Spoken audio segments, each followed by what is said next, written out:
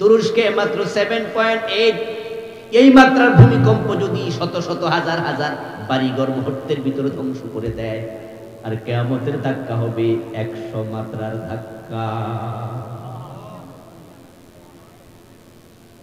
ইন্না জালজালাতাস সাআতি শাইউন আযীম, আল্লাহ নিজে কইটা মহা ধাক্কা হবে, মহা ধাক্কা।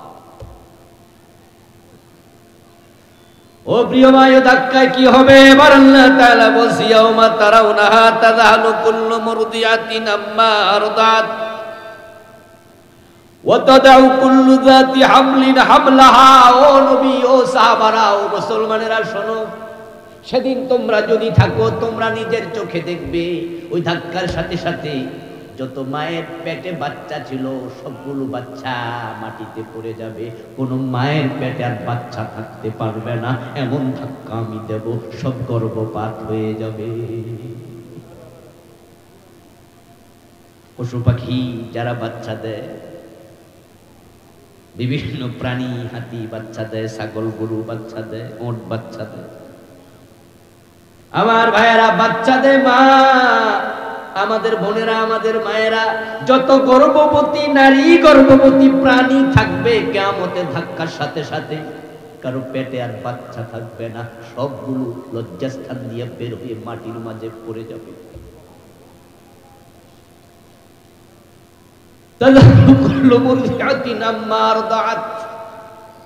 যত মা তার বাচ্চাকে বুকের দুধ খাওয়াতো, মায়েরা বাচ্চাদের নাম পর্যন্ত ভুলে যাবে।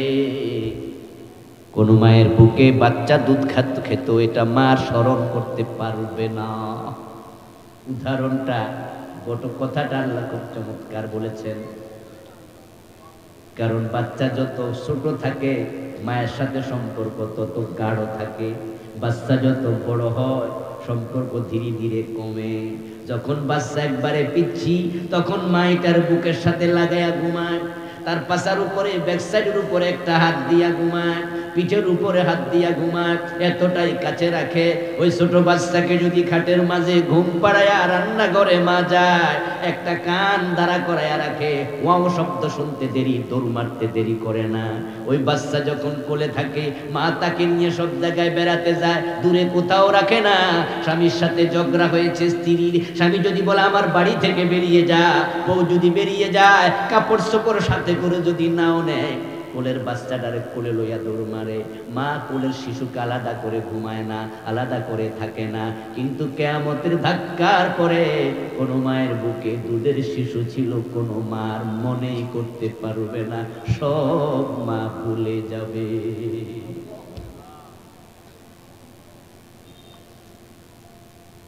فكيف تتقون إن كفرتم يوما يجعل البلدان شيبا।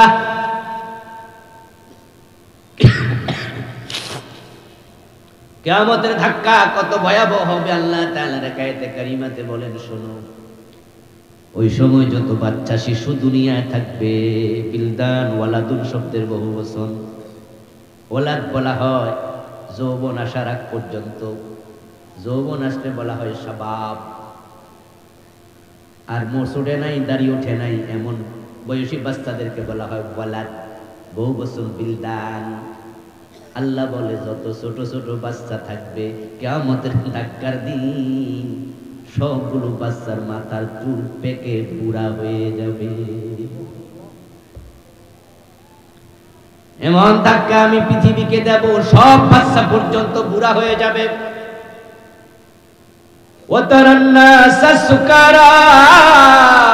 মানুষগুলো মাতাল হয়ে যাবে, মাতাল। অথচ তারা কেউ মদ পান করে মাতাল হয় নাই।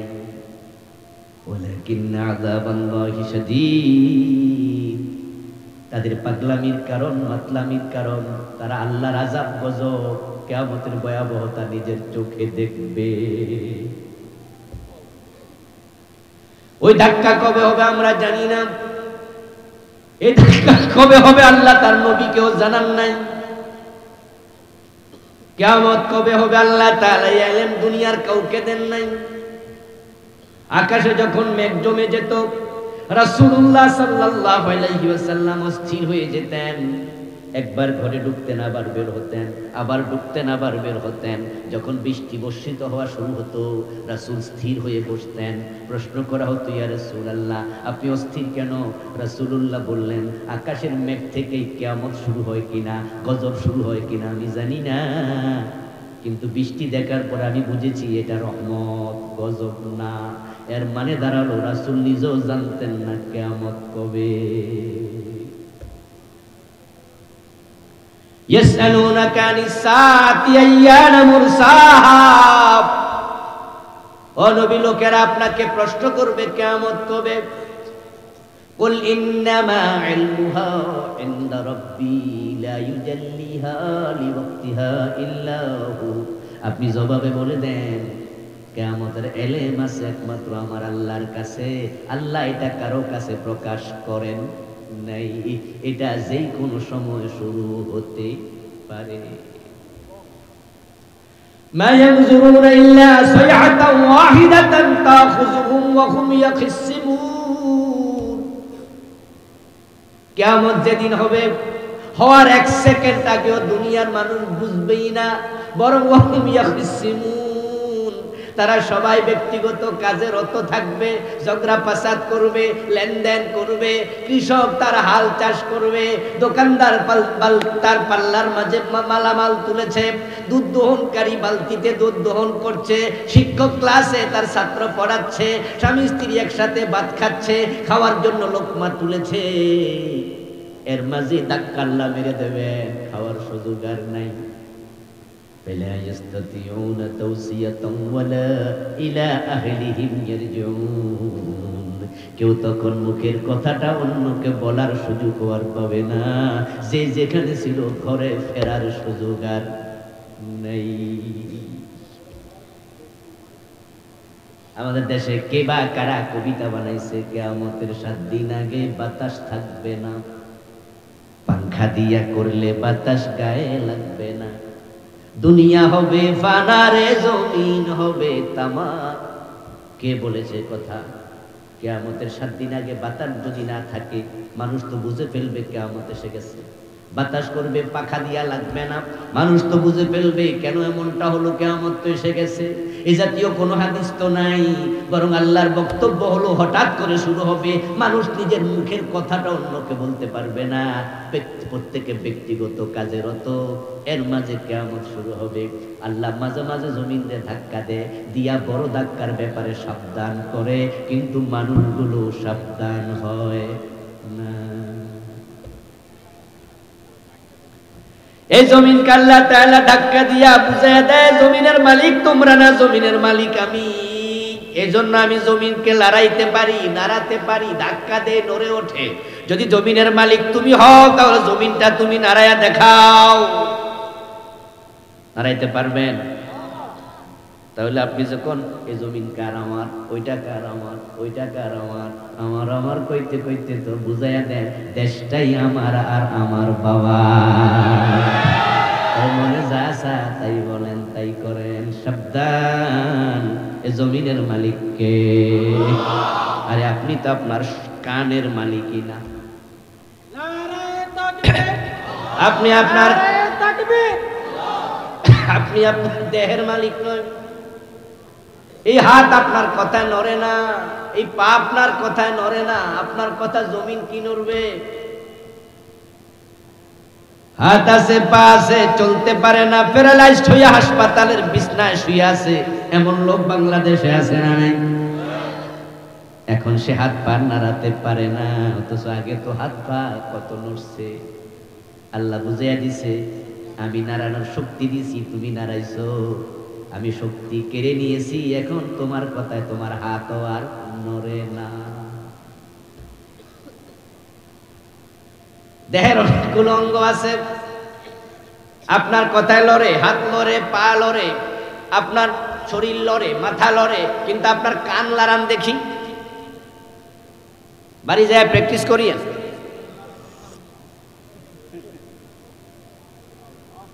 আপনার মাথা লড়বে, হাত লড়বে, পা লড়বে, আপনার কান কিন্তু নড়ে না। আল্লাহ ছোট্ট একটা অঙ্গকে আপনার কন্ট্রোলের বাহিরে দিয়া বুঝাইছে আমি চাইলে পুরা দেহকে কানুর মতো অবশ করে দিতে পারবো, তোর কথা তোর দেহ আর নড়বে না, তোর কন্ট্রোলের বাহিরে নিয়ে যেতে পারবো। ও প্রিয় ভাই, আল্লাহ তাআলা কিয়ামত নামক ঘটনা ঘটাবেন 3 পর্বে। ইসরাফিল আলাইহিস সালাম 3 বার সিংহে ফুঁক দেবেন। প্রথম ফুৎকারের নাম নাফখাতুল ফাজঈ, বিভৎসতার ফুৎকার। দ্বিতীয় ফুৎকারের নাম নাফখাতুস সাকি, মৃত্যুর ফুৎকার। তৃতীয় ফুৎকারের নাম নাফখাতুল কিয়াম, আল্লাহর সামনে দাঁড়ানোর ফুৎকার। প্রথম ফুৎকারের কারণে পৃথিবী মহাপ্রকম্পন হবে। লা ইয়াসআলু হামিমুন হামিমা, দৃশ্য দেখে আপন বন্ধু বন্ধুকে বিষয়ে প্রশ্ন করবে না। বন্ধু দুজন পাশে বসে আছে, হঠাৎ করে দুনিয়া কেঁপে উঠেছে, এতটা জঘন্য কাপ কোনোদিন কেউ দেখেনি, তাই সে তাকে বলবে না কি হয়েছে, ওয়ায়াকুলুল ইনসানু মা লাহা, বরং সে নিজে নিজে বলবে হলো কি হলো কি হলো কি। এই অবস্থা চলতে থাকবে অনেকক্ষণ। এবার আল্লাহ বলবেন ইসরাফিল দ্বিতীয়বার ফু দিয়ে দাও। ওয়ানফিখা ফিস-সূর ফাসআকা মান ফিস-সামাওয়াতি ওয়া মান ফিল আরদি ইল্লা মান শাআল্লাহ। ইসরাফিল এবার সিংহা দ্বিতীয়বার ফু দেবেন। ওই ফু দেওয়ার সাথে সাথে কি ঘটনা ঘটবে আল্লাহ তাআলা অন্য সূরাতে বলেন, ইজাস সামাউ ফাতারাত ওয়া ইদাল কাওয়াকিবু ইনতাসারাত ওয়া ইদাল বিহারু ফুজ্জিরাত। দ্বিতীয় ফুৎকারের সাথে সাথে আসমান ফেটে যাবে। সূর্য চন্দ্র সহ যত তারকারাজি আকাশে আছে সব তারকা জমিনের দিকে একটার পর একটা ছিটকে পড়তে থাকবে। ওই তাম পৃথিবীটা তখন অগ্নি গোলকে রূপান্তরিত হবে। সমুদ্রের পৃষ্ঠদেশ ফেটে যাবে। তখন সমুদ্রের পানির মাঝে আগুন লেগে যাবে। সমুদ্রে পানি আর থাকবে না। ওয়াইদাল বিহারু সুজ্জিরাত, তাসজির মিনাত তাসজির সুজ্জিরাত। তাসজির মানে আগুন জ্বালিয়ে দেয়া, ফুজ্জিরাত মিন তাফজির, তাফজির মানে ফাটিয়ে দেয়া। আয়াতে দুটাই আছে, ফুজ্জিরাত সুজ্জিরাত। সমুদ্রের তলদেশ ফেটে যাবে, সমুদ্রের পানির মাঝে আগুন লেগে যাবে, আকাশ থেকে সূর্য নক্ষত্র তারকাগুলো ধেয়ে ধেয়ে আসবে, ছিটকে ছিটকে পড়বে, সব কিছু আগুনে রূপান্তরিত হবে। ও প্রিয় ভাই, ওয়াইদাল আপনার ইজাস সামাউন ফাতারাত ওয়াইদাল কাওয়াকিব, কাওয়াকিব শব্দটা কাউকাবুন শব্দের বহুবচন। কাওয়াকিব মানে তারকারাজি, নক্ষত্রগুলো পড়বে দুনিয়ার উপরে। কিয়ামতের জন্য নক্ষত্রগুলো পড়ার প্রয়োজন নাই। সূর্য নামক নক্ষত্র এটাই তো পৃথিবীর তুলনায় 13 লক্ষ গুণ বড়। সূর্য পড়ার জায়গাও তো নাই। আকাশে সূর্যের চেয়ে কোটি গুণ বড় এমন নক্ষত্র আছে কোটি কোটি। যারা মহাকাশ বিজ্ঞানী, অ্যাস্ট্রোনমি, কসমোলজি নিয়ে লেখাপড়া করে নাসার বিজ্ঞানীরা, তাদের ধারণা সূর্য তার কক্ষপথ থেকে যদি সামান্য নিচে আসে, तमाम পৃথিবী জ্বলে পুড়ে ছাই হতে 1-2 সেকেন্ডের বেশি লাগবে না। কারণ সূর্যের ভিতরে আগুনের তাপ আছে 1,40,00,000 ডিগ্রি। 1,40,00,000 ডিগ্রি তাপ সূর্যের ভিতরে।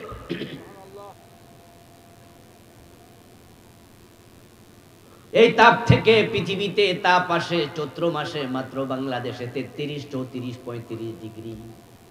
এতে কুয়ার পানি গরম হয়ে যায়, কুত্তা জিহ্বা বের করে হাঁপায়। আমরা টিনের ঘরে বসে থাকতে পারি না, হাত ফাঁকা নিয়ে গাছতলা গিয়া গামছা গায়ে দিয়ে বসে থাকা লাগে, ঠিক না? তাপমাত্রা মাত্র 35, 36। আর সূর্যের ভিতরে আছে 1,40,00,000 ডিগ্রি। যেখানে রড বানায়, আয়রন মিল, লোহা বানানোর ফ্যাক্টরি, ওখানে গেলে দেখবেন আগুন কেমনে দাউ দাউ করে জ্বলছে। বিশাল বড় বড় লৌহখণ্ড আগুনের ভিতরে ঢুকাইয়া দেয়, তারপরে আগুন এটাকে মোমের মতো একবারে নরম বানায়া দেয়, পানির কাছাকাছি বানায়া দেয়। মোম গলে গেলে যেমন হয়, লোহাটা গলে এমন হয়। তারপরে সেখানে চার্জ দেয়া আছে, আর্টস দেয়া আছে, এর ভিতরে ওগুলো ঢুকে যায়। 500টি রড, 300টি রড, 400টি রড। রডের গায়ে লেখা দেখবেন KSRM, BSRM। ওখানে চাষের ভিতরে এভাবে অক্ষর দেয়া আছে। এগুলো মোমের মতো গলে তারপরে রড তৈরি হয়। সেই আগুন রড গলায়া ফেলে, আগুন লোহা গলায়া ফেলে। ওই আগুনের তাপমাত্রা মাত্র 1338 ডিগ্রি সেলসিয়াস, 1300, 1350, 1400 ডিগ্রি সেলসিয়াস। অতটুকু আগুন দিলে লোহা পর্যন্ত পানি হইয়া যায়। আর সূর্যের ভিতরে আছে 1,40,00,000 ডিগ্রি। ওই সূর্য পৃথিবীর উপরে পড়লে পৃথিবীর কি হবে?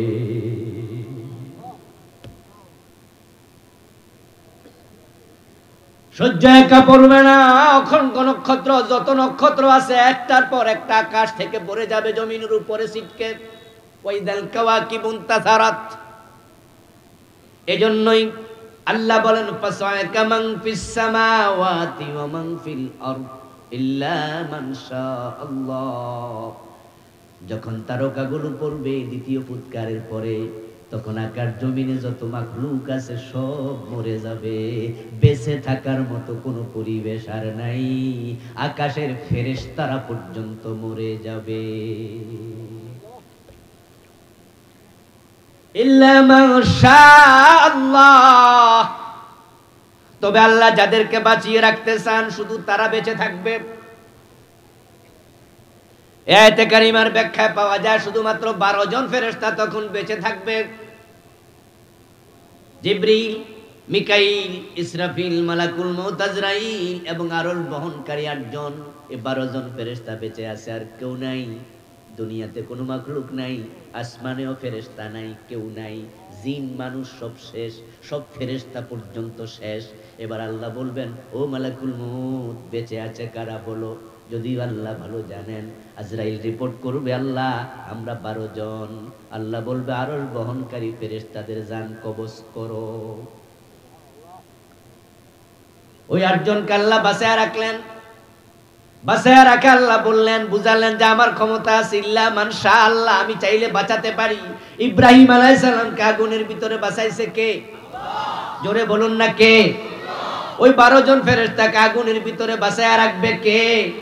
আল্লাহ বুঝাইয়া দে, ও মুমিনেরা, তোমরা কোন জালেমের জুলুম দেখে ভয় পাও না। আমি আল্লাহ চাইলে আগুনের ভিতরেও বাঁচাতে পারি।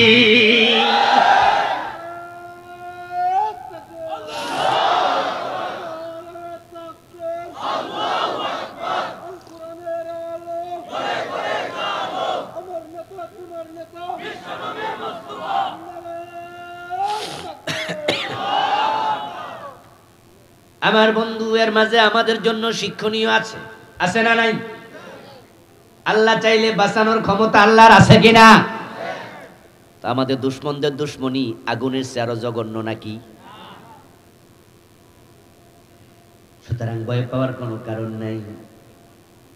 আল্লাহু ওয়ালিয়্যুল্লাযীনা আমানু। কুরআন মাজিদ আল্লাহ বলছেন, যারা মুমিন হয় আল্লাহ তাদের বন্ধু হয়ে যায়। কুরআন মাজিদ আল্লাহ তাআলা বলেছেন, যারা মুমিন, মুমিনদের বিপদের সময় মুমিনদেরকে সাহায্য করার দায়িত্ব আল্লাহ নিজ হাতে তুলে নেন। সুতরাং আল্লাহর মতো বন্ধু থাকতে, আল্লাহর মতো সাহায্যকারী থাকতে কখনো মুমিনরা হতাশ হওয়া যাবে না। হতাশ হইতে মানা করছে কে? ইয়েস, ওয়ালা তাহিনু ওয়ালা তাহজানু ওয়া আনতুমুল আ'লাউনা ইন কুনতুম মুমিনিন। তোমরা হতাশ হইও না, তোমরা দুশ্চিন্তা করো না, তোমরাই বিজয়ী হবে যদি মুমিন হতে পারো। সুবহানাল্লাহ।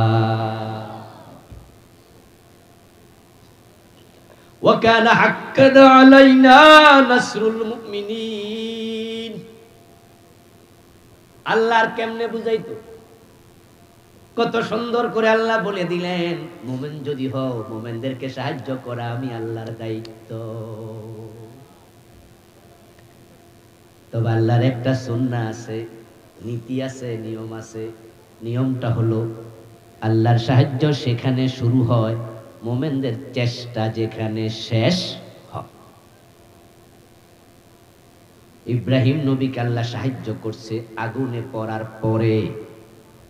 মূসা নবীকে 12টা রাস্তা সাগরে বানাইছে সাগরের তীরে পৌঁছার পরে। ইউসুফ নবীর দরজা আল্লাহ জুলাইখার লাগানো দরজা খুলে দিছে দৌড়াতে দৌড়াতে দরজা পর্যন্ত যাওয়ার পরে। নবী মুহাম্মদ সাল্লাল্লাহু আলাইহি ওয়াসাল্লামের জন্য বদরের দিন 5000 ফেরেশতা পাঠাইছে বদরের মাঠে যাওয়ার পরে। ইন তানসুরুল্লাহ ইয়ানসুরকুম। কোরআনের বক্তব্য হলো আল্লাহর সাহায্য যদি পেতে চাও তোমরা আগে আগাও। তোমরা যদি আল্লাহর দ্বীনকে সহযোগিতা করার জন্য বের হও, তাহলে আল্লাহ কয় আমি আল্লাহর দায়িত্ব হয়ে আমি সাহায্য শুরু করি। বাংলাদেশে আলেম ওলামা আমরা এখনো সাহায্য পাই নাই। এখনো আমরা ঝুঁকি নিয়ে চলি, টেনশন নিয়ে চলি, কখন কি হয়ে যায় বলা যায় না।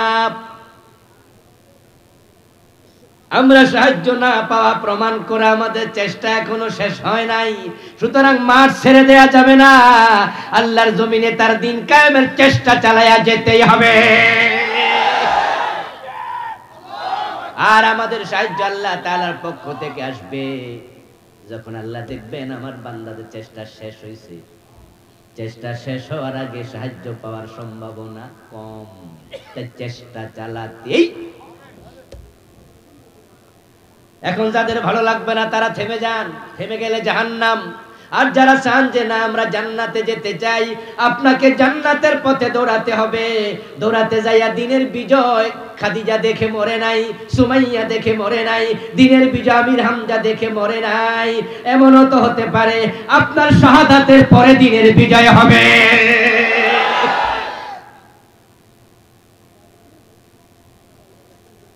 12 জন ফেরেশতার মাঝে 8 জন শেষ থাকলো আর 4 জন। আল্লাহ তাআলা আবার বলবেন ও মালাকুল মউত বাকি 3 জনের জান কবজ করো। বাকি 3 জনের জান কবজ করা হলো। এবার আল্লাহ প্রশ্ন করবেন কে আছে বেঁচে? আজরাইল বলবে আমি আছি আর কেউ নাই। আল্লাহ তাআলা তখন বলবেন মুতিয়া মালাকাল মউত, ও মৃত্যুর ফেরেশতা তুইও মরে যা। সাথে সাথে আজরাইল ইন্তেকাল করবেন, মরে যাবেন। এখন আকাশ এবং জমিনে আর কেউ নাই, একমাত্র আছেন কে? কুল্লু শাইইন হালিক ইল্লা ওয়াজহাহু ওয়া ইয়াবকা ওয়াজহু রাব্বিকা যুল জালালি ওয়াল ইকরাম। সুবহানাল্লাহ। শুধু তোমার রব আছে, ওয়াবকা ওয়াজহু রাব্বিকা যাতু রাব্বিক। তোমার রব, শুধু তোমার রবের সত্তা, তোমার রব বেঁচে আছে আর কেউ নাই। ওয়াল আউয়াল ওয়াল আখির ওয়াল যাহির ওয়াল বাতিন, তিনি অনাদি, তিনি অনন্ত। তিনি ছিলেন, তিনি আছেন, একমাত্র তিনিই থাকবেন, কেউ নাই। এভাবে চলে যাবে 40 বছর। পরবর্তী আরেকটা ফুৎকার হবে নাফখাতুল কিয়াম। তাফসীরে জালালাইন পড়েতা বলেন বাইনান নাফখাতাইন 40 সানা।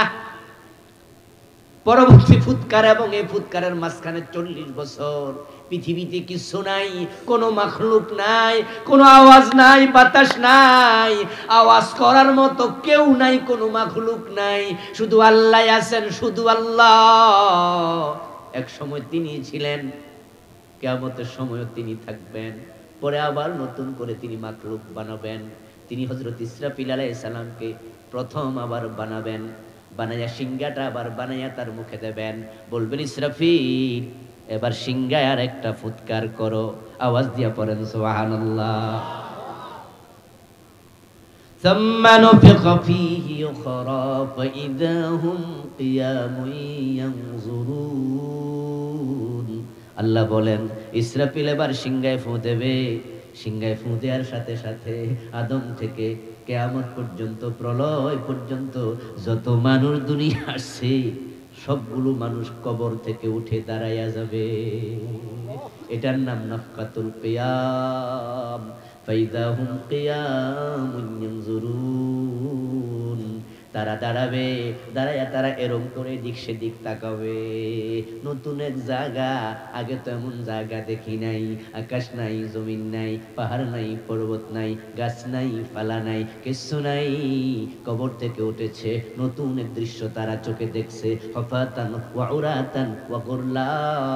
কারো গায়ে জামা নাই, কারো খতনা নাই, পায়ে আপনার পায়ে জুতা নাই, মাথায় টুপি নাই, একবারে মায়ের পেটের বাচ্চার মতো মানুষগুলো কবর থেকে উঠে দাঁড়াবে।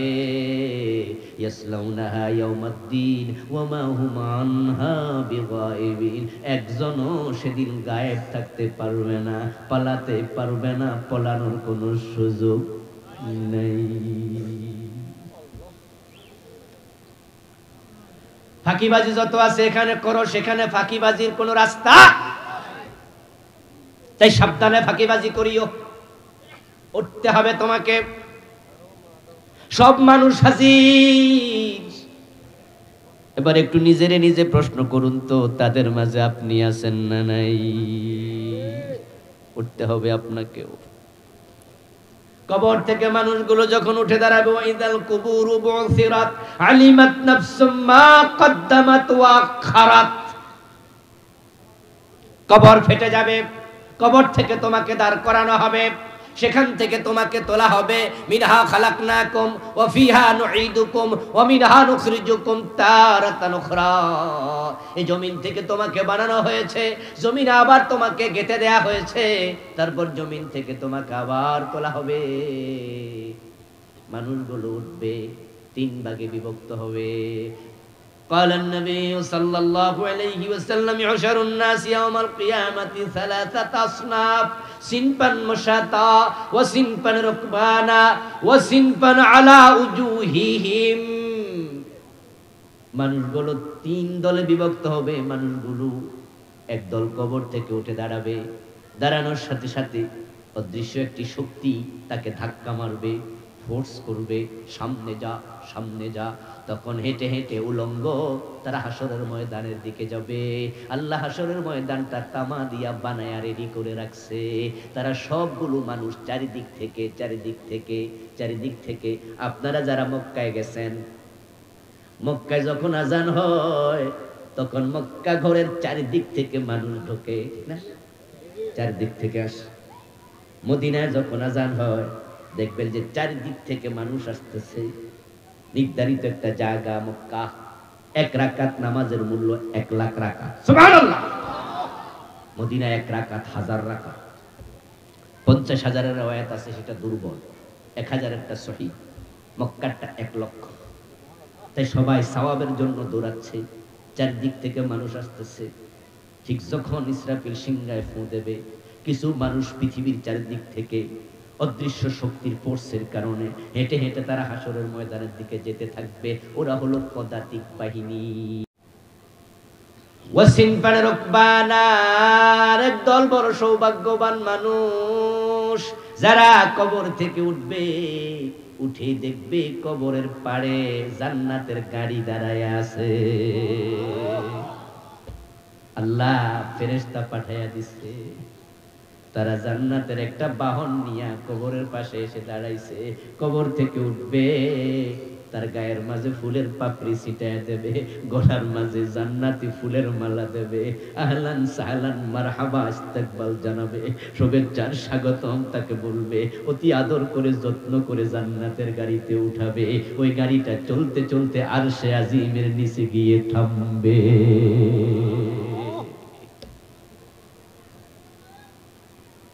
এই মানুষগুলো সেদিন আল্লাহর স্পেশাল গেস্ট হবে। আল্লাহ নিজে হবেন হোস্ট। সেদিন আল্লাহ নিজে মেহমানদারি করাবেন, তাদের ইজ্জত দেবেন, সম্মান করবেন। قال النبي صلى الله عليه وسلم سبعة يظلهم الله في ظله يوم لا ظل إلا ظله। সেদিন আল্লাহর আরশের ছায়া ছাড়া কোনো ছায়া নাই। আল্লাহ তাআলা নিজে সেদিন ওই 7 গ্রুপ মানুষকে ছায়ার ব্যবস্থা করবেন। 7 ধরনের মানুষ, এ নিয়ে আলাদা আলোচনা করতে হবে, আজকে এদিকে যাব না। 7 গ্রুপ মানুষ বড় সৌভাগ্যবান। 7টা চরিত্র অর্জন করুন, আর সে আজিমের নিচে বসার সুযোগ আপনার আমারও হবে ইনশাআল্লাহ। যারা আরশের নিচে গেল তারা সেখানে 5-7 মিনিট সময় থাকবে মাত্র, আর যারা হাসরের ময়দানে ঢুকলো তারা থাকবে 50,000 বছর। কিছু মানুষ বড় হতভাগা, 3 নাম্বার গ্রুপ, যে মানুষগুলো কবর থেকে ওঠার সাথে সাথে সিনফান আলা উজুহিহিম, প্রিয় নবী বলছেন তাদের চেহারা, তাদের মাথা চলে যাবে নিচের দিকে, পা চলে যাবে উপরের দিকে। নাউযুবিল্লাহ। আল্লাহ তাদেরকে উল্টায়া দেবে। দুনিয়াতে কোরআন হাদিসের সাথে তাল মিলায়া চলে না, বরং উল্টা উল্টা চলে, এমন কিছু লোক আছে না নাই? আল্লাহ কয় 50, 60, 70, 80 বছর উল্টা চলছো, ঠিক আছে, আমিও তোমার কবর থেকে উল্টায়া তুলে ছাড়বো। আল্লাহ কয় চোর ধরে হাত কাটো, আপনারা কন্যা। আল্লাহ কয় ডাকাত ধরে শুলে দাও, আপনারা কন্যা। আল্লাহ কয় জানা করলে পাথর মারো, অবিবাহিত হলে 100 বেত লাগাও, আপনারা আইন বানাইছেন না, জেলে দাও। আল্লাহ তাআলার রাসূল বলে মদ পান করলে 80 বেত লাগাও, আপনারা আইন বানাইছেন উল্টা, গরিবের ছেলে মদ খাইলে জেলে দাও, ধনীর ছেলে 5 স্টার হোটেলে খাইলে তারে সেলুট দাও।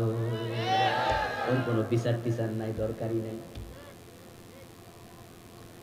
আল্লাহ বলছেন ইল হুকমু ইল্লা লিল্লাহ, আমি আইন বানাইছি, আমি আইনের মালিক, আমার আইন ছাড়া কারো আইন চলবে না। আলা লাহুল খালকু ওয়াল আমরু, আমার আল্লাহ কই সৃষ্টি যার আইন চলবে শুধুই তার। আর আপনারা ব্রিটিশ আইন বানায়া, নিজের আইন বানায়া দেশ চালাচ্ছেন, উল্টা চলছেন। অপেক্ষা করুন, কবর থেকে উঠলে আল্লাহ আপনাকে উল্টায়া ছাড়বে, পলানোর জায়গা নাই।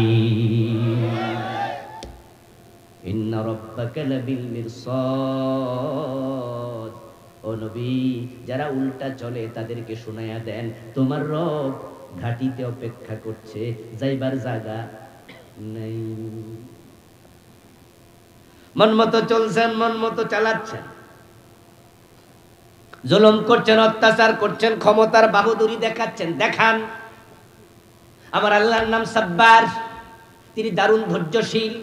তাই ফেরাউনের মতো জালেমের জুলুম আল্লাহ অনেকদিন সহ্য করছে, তারপরে পানিতে ডুবাইছে। নমরুদের মতো জালেমের জুলুম আল্লাহ অনেকদিন সহ্য করছে, তারপরে জুতার বাড়ি খাওয়াইছে। আল্লাহর ধৈর্য আছে অনেক, তাই মনে যা চা তাই করুন। যেমন এভাবে ছোটকালে আমরা যখন ঘুড়ি উড়াইতাম, তখন ঘুড়িটা আকাশের দিকে ছেড়ে দিতাম, ঘুড়ি আকাশ উইরা মাথা নাড়তো, আর আমরা নিচ থেকে বলতাম মাথা নাড়, অসুবিধা নাই, টেনশন নাই, কারণ নাটাই কার হাতে। ঘুড়ি যতই মাথা নাড়ুক, উপরে ওঠুক, রশি আরো ঢিল দেই, যা যা যা। ওয়ায়ামুদ্দুহুম ফি তুগয়ানিহিম ইয়ামাহুন, এই কথাটা আল্লাহ কোরআনে কয়, যারা সীমা লঙ্ঘন করে আল্লাহ রশিতে ঢিল দেয়, কয় দেখি কত করতে পারস কর। ইয়ামুদ্দুহুম, তিনি লম্বা বানায়া দেয়, ফি তুগয়ানিহিম, তাদের সীমা লঙ্ঘনে, ইয়ামাহুন, এক পর্যায়ে তারা কিং কর্তব্য বিমূঢ় হয়ে যায়, অন্যায় করতে করতে পরে কইতে বাধ্য হয় বেশি কইরা লাইছি রে। আমার প্রিয় ভাই, উল্টায় দেবে আল্লাহ। তবে এখানে মজার একটা বিষয় হলো, তারা কিন্তু মাথার উপরে হাঁটবে না, হাঁটবে মুখের উপরে। আল্লাহ মাথাটা নিচে দিছে, পাটা উল্টায়া দিছে, কিন্তু মাথার উপরে হাঁটাবে না, মুখটা বাঁকা করে চেহারার উপরে হাঁটাবে। ওয়াসিনফান আলা উজুহিহিম, উজুহুন শব্দটা ওয়াজহুন শব্দের বহুবচন, চেহারার উপরে হাঁটবে। কারণ যত অপরাধ মানুষ করে, অধিকাংশ করে তাদের মুখ দিয়া। হারাম খায় কি দিয়া? জোরে বলুন। গীবত করে কি দিয়া? মিথ্যা বলে কি দিয়া? জগলখড়ি করে কি দিয়া?